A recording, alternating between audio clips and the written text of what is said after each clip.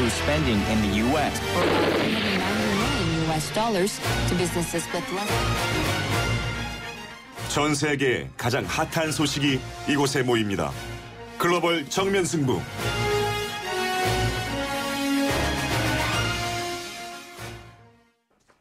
글로벌 정면 승부 예고해드린 대로 일본으로 가봅니다. 일본 도쿄 JP뉴스 유재순 대표 연결하겠습니다.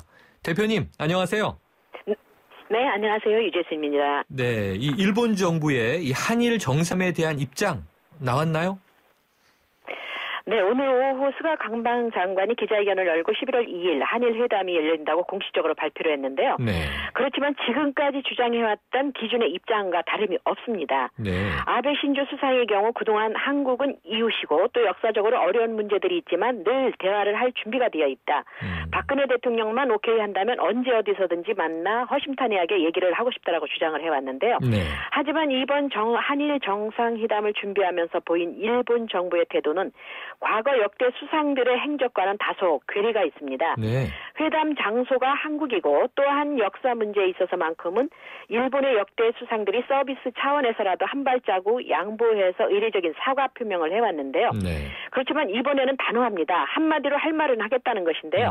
여당인 자민당에서도 이 같은 분위기를 부추기고 있는 상황입니다. 아, 그렇군요. 자, 일본은요. 이 정상회담 직전까지 정상회담 성사 여부에 대해서 모른다 이런 입장을 보여왔는데요.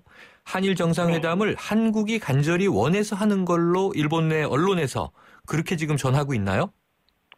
네, 사실은 그렇지는 않고요. 네. 다만 한일 정상회담에 대한 관심도가 많이 낮아진 것만은 사실입니다. 네. 사실 박 대통령이 중국 방문지에서 한중일 3개국 정상회담을 갖자고 제안했을 때 네. 그때 당사자인 아베 수상은 물론 일본 정계와 텔레비전 그리고 일본 언론 매체들이 톱뉴스로 대대적인 보도를 하며 환영의 뜻을 나타냈는데요. 네. 2012년 5월 이후 3년 반 만에 열리는 것이기도 하고 박 대통령이나 아베 수상 모두 취임 후 처음으로 열리는 정상회담이라고 정말로 대대적으로 보도를 했었습니다. 네. 맨 처음 이 소식이 전해졌을 때 텔레비전 뉴스에서는 많은 시간을 할애해가며 마침내 양국이 해빙 무드를 맞이하게 됐다고 대환영하는 방송을 내보내기도 했는데요. 네. 하지만 회담 날짜와 회담 내용 주제를 놓고 양국 당국자가 조율을 하는 과정에서 한국 정부가 요구하는 일본군 위안부 사과 등이 일본 언론에 보도되자 우익 성향의 정치인 반발 등으로 대환영 분위기가 많이 사그라들었습니다. 네.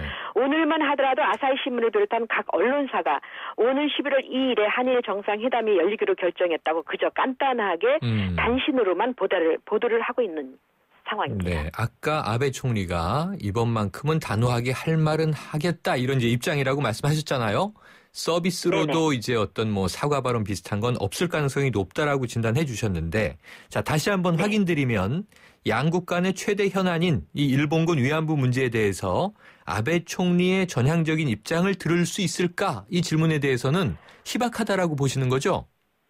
네, 그렇습니다. 일본이 가장 민감하게 반응하는 것이 바로 일본군 위안부에 대한 사과 표명인데요. 네. 일본 정부는 위안부 문제로 인해 일본 국내뿐만 아니라 세계 여러 나라들로부터 일본 정부가 비판받고 있다는 것에 대해서 대단히 억울하다는 입장을 여전히 고수하고 있습니다. 억울하다. 네. 지난 26일만 해도 유홍수 일본 주재 한국 대사가 일본군 위안부에 대해서 아베 수상에 진전된 반응을 기대한다는 발언을 하자 스가 관방장관이 즉각 과거 역사 문제는 이미 1965년 한일 협정에서 완전히 해결됐다. 사과할 이유가 없다라고 이런 지하에 거절하기도 했는데요. 네. 때문에 일본군 위안부에 대한 아베 수상의 진전된 사과 표명은 지금까지의 반응으로는 기대하기 어려울 것 같습니다. 그런데요, 지금 일본 내에서 일전에 전해진 소식이 그 우리나라 이 강제징용됐던 희생자분들에 대한 위령비요. 이 추도비 거기에 이 검은 스프레이로 낙서가 막 돼 있지 않았습니까? 그게 우리나라 한인회에서 경찰에 신고를 했던데요. 뭐 범인이 혹시 잡혔나요?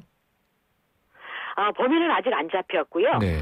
일본인들은 사실은 그 문제에 대해서 그다지 관심이 없습니다. 네. 일부 진보 매체만이 간단하게 단신으로 보도를 했는데요. 일본 경찰조차도 적극적으로 나서지 않고 소극적인 지금 조사를 벌이고 있습니다. 네, 그게 이제 우리나라 국내에서는 왜 초미에 관심이 돼 있었냐면 지금 말씀하신 대로 한일 정상회담 문제도 있지만 아베 정부의 지금 우경화 행보 또 군국주의화에 대한 우려 이런 과정에서 지금 아까 이 위안부 문제가 나오면 일본에서는 굉장히 민감하게 지금 이제 발끈하는 반응이잖아요. 그런데 지금 아주 요즘에도 민감하게 반응을 합니다. 네, 그럼 지금도 혐한 시위나 이런 게 좀 확산 일로에 있나요? 혐한 시위는 없는데요. 네. 그렇지만 혐한 내용을 담고 있는 서적은 여전히 불티나게 팔리고 있습니다. 네. 시위가 눈에 띄진 않지만 혐한 내용을 담은 서적이 많이 팔린다. 이것도 좀 예의주시해야 될 문제네요. 자, 대표님. 네, 혐한 시위. 네네. 네, 말씀하세요. 혐한 시위가 줄어든 이유는요.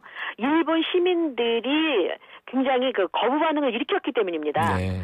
혐한 시위는 어느 명분을 갖다 대더라도 용서할 수 없는, 용인할 수 없는 행위다라고 비판을 했기 때문에 혐한 시위는 지금 나서지 못하고 있습니다. 자, 그럼 이번 한일 정상회담을 통해서 일본은 주로 어떤 입장을 우리에게 강력히 표명할 것으로 보세요?